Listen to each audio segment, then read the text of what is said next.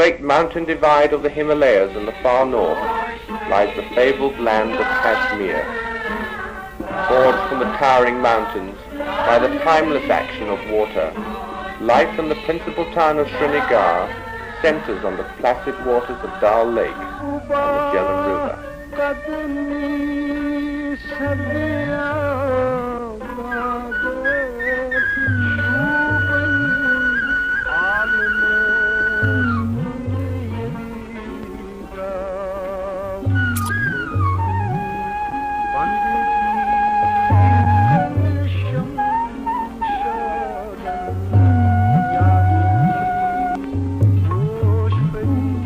The Jhelum River flows through the center of Srinagar, whose 9 bridges give their names to the streets that cross them.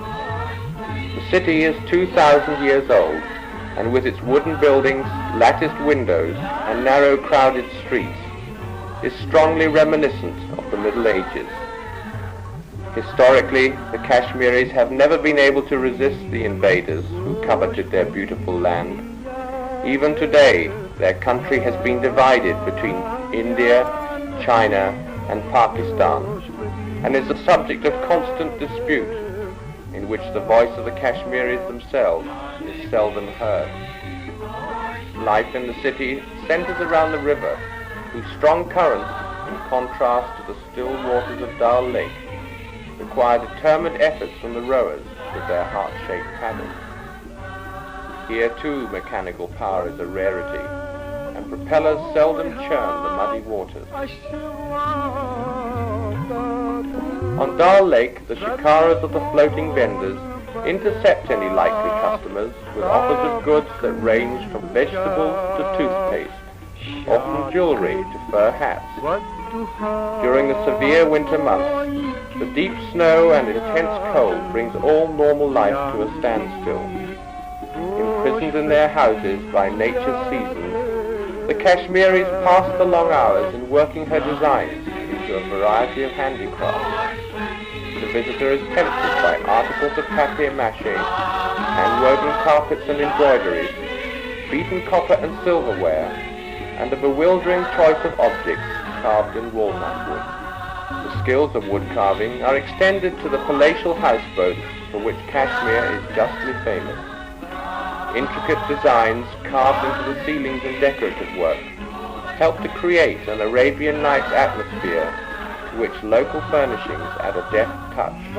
The so-called luxury class houseboats are over 100 feet long and boast the full amenities of a modern home, as well as a permanent staff of 3. Most houseboats can be poled from place to place.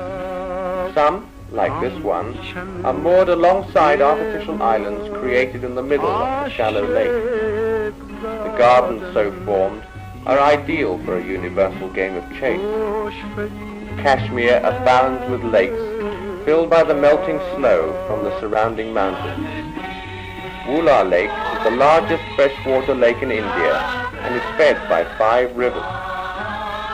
Despite the air of tranquility, life is hard in this rugged land. For much of the year, the fields and grazing grounds lie deep under the snow, and farmers have little time to waste in cultivating their fields. But this is springtime, and the land is splashed with color. The vivid yellow of the mustard fields contrasts with the gentle pink of the almond blossom, and the soft white snow of the apple orchards is repeated on the hillsides by the hardy hawthorn.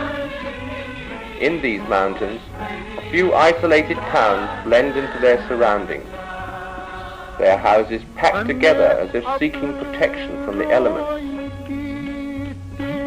But for the most part, the country people live in small hamlets or in individual crofts set among the pines. These are usually 3 stories high, with the domestic animals at ground level, the householders on the first floor, and winter fodder in the loft. The swelling streams are rich in food, and the greedy trout, hungry after the long winter fast, are easy prey for the fisherman's rod. But spring has not yet reached the higher slopes.